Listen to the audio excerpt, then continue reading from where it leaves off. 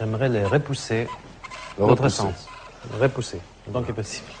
On va voir si notre robot est influençable. Mentalement. Oui, hop, hop. L'esprit peut-il influencer la matière? C'est pour répondre à cette question qu'un physicien allemand a conçu ce robot, baptisé générateur numérique aléatoire. Le docteur René Péoc connaît bien l'engin. C'est grâce à lui qu'il a obtenu sa thèse de médecine en 1986. Des travaux révolutionnaires que Mario aimerait reproduire.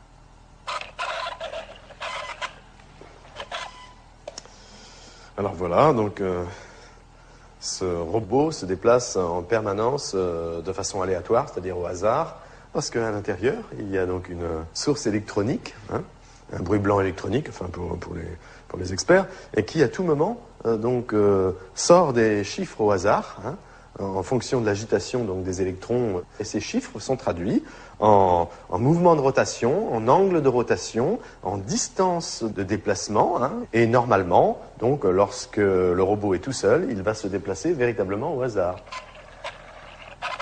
Pourquoi on fait cette recherche?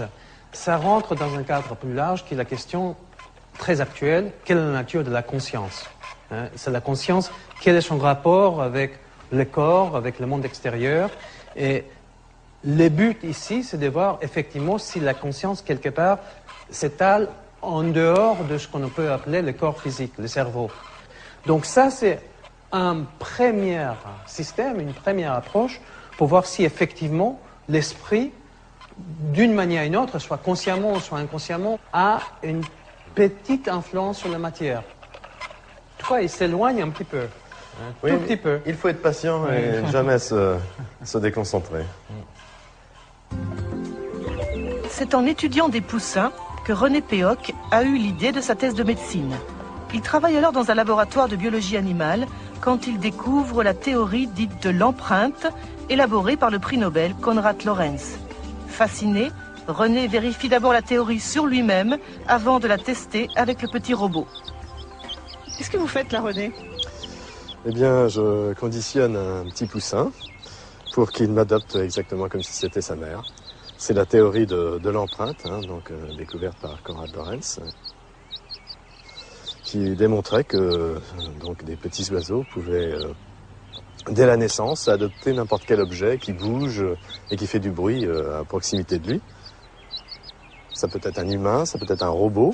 Là, en l'occurrence, avec ce poussin, c'est sur moi, et plus particulièrement d'ailleurs sur les chaussures. Et donc, il a absolument besoin de me voir régulièrement. Sinon, il va se laisser dépérir. C'est ainsi que la cave de René Péoc se transforme en poulailler. L'objectif du chercheur, conditionner des poussins pour qu'ils adoptent le générateur numérique aléatoire comme leur mère. Pour cela, chaque poussin doit passer au minimum 1 heure par jour pendant 1 semaine au contact du petit robot. Et ça marche. Il faut qu'il se reconditionne un petit peu. Privé de sa mère poule, dès la naissance, ce poussin développe une affection toute particulière pour le robot.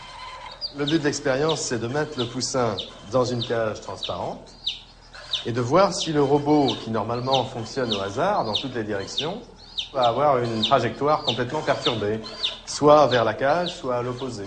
Donc, va-t-il y avoir une influence de la pensée du poussin pour attirer le robot, ou est-ce que c'est impossible ?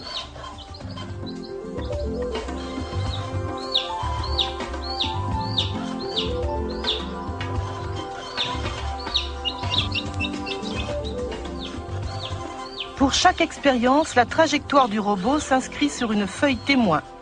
Normalement, les tracés sont totalement anarchiques, comme le veut le hasard. Mais là, on dirait que le robot sait où il va. Pendant 20 minutes, il s'approche doucement mais sûrement de la cage, comme s'il répondait aux appels désespérés du poussin. Apparemment, la volonté du petit oiseau a brisé la loi du hasard.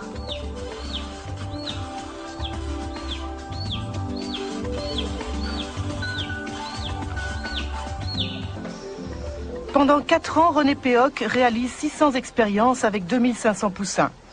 17 ans plus tard, il a conservé les tracés comme autant de pièces à conviction. Pour lui, ils sont la preuve que l'esprit a une influence sur la matière, même si actuellement aucune loi physique ne permet de l'expliquer. On a obtenu de très très nombreux tracés, dont certains tout à fait impressionnants, comme celui-ci, vous voyez, où le robot est parti du centre et allé directement dans le coin où se trouvait la cage du poussin. Donc des tracés de ce genre, on en a en pagaille. On a fait la moyenne statistique de tous ces tracés. Bon, certains peuvent donner de mauvais résultats et aller dans la direction opposée, mais en moyenne, on a obtenu un robot qui s'est déplacé 2,5 fois plus souvent vers la cage que dans la zone opposée. On a fait autant d'expériences avec des poussins qui avaient déjà leur propre mère poule qu'avec des poussins qui ont été conditionnés avec le robot. Dans ces cas-là, lorsque le poussin a sa propre mère poule naturelle, il n'est pas intéressé par le robot, et le robot se déplace conformément au hasard dans toutes les directions.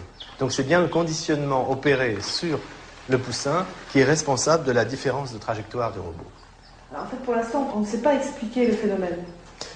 Non, c'est difficile de donner l'explication exacte. Bon, on peut émettre des hypothèses, mais à l'heure actuelle, il faut surtout déjà constater que le phénomène existe bien. Bon, parce qu'il y a des physiciens qui, quelquefois, s'amusent à critiquer, mais en fait, il y a aussi dans la physique fondamentale des phénomènes invisibles, immatériels, comme les lois physiques, les forces, l'énergie, le temps, les dimensions d'espace, tout ça c'est de l'invisible, de l'immatériel, et on ne sait pas ce que c'est à la base.